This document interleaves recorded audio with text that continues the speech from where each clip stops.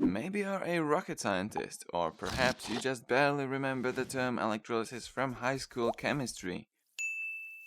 Either way, it's good to remind ourselves how it works and what it's good for.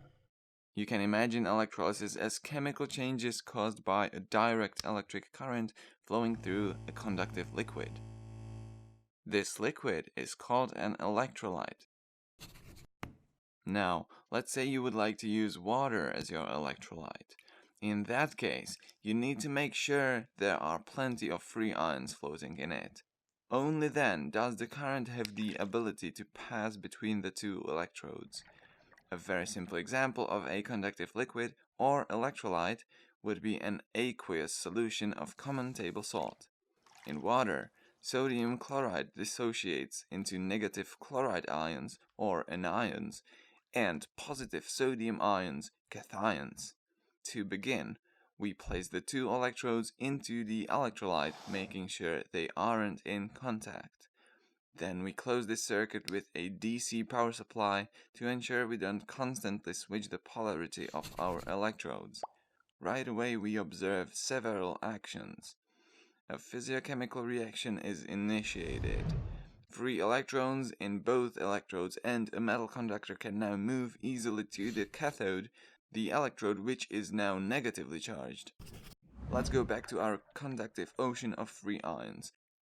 When a positively charged electrode is introduced to any negatively charged ions, these ions try to get closer to the electrode. This is because opposite charges attract each other. Remember, cations carry a positive charge, while anions are charged negatively. Ions need to equalize this imbalanced state, and after an ion loses its charge, it becomes an ordinary atom. Only then it is ready to form all those kinds of interesting molecules.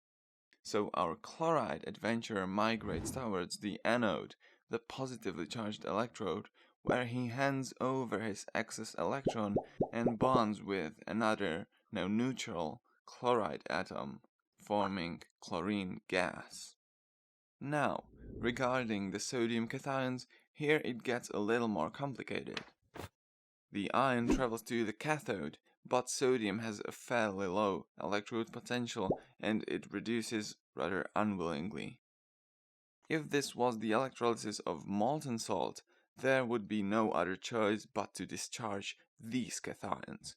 But remember, the molecule of sodium chloride is dissociated in water, and water forms its own hydroxide anions and, for the sake of simplicity, hydrogen cations.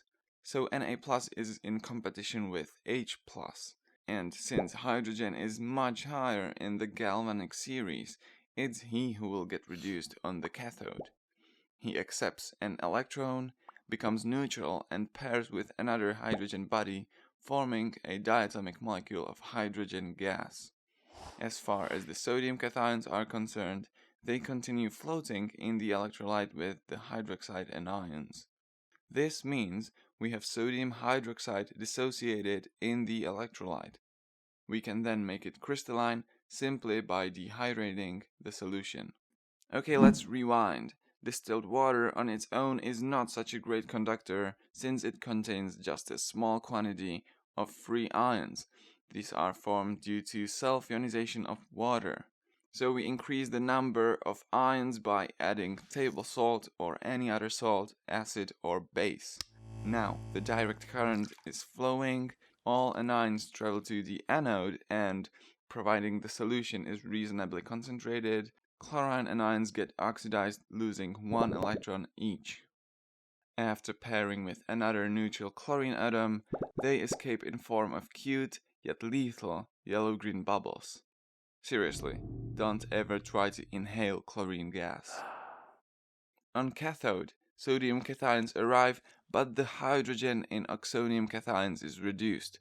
Water molecules also undergo reduction, leaving hydroxide anions behind. These ions, much like the sodium cations, are harder to discharge than their competition, and they remain in the electrolyte. So, in addition we yield sodium hydroxide, which is very important to the chemical industry.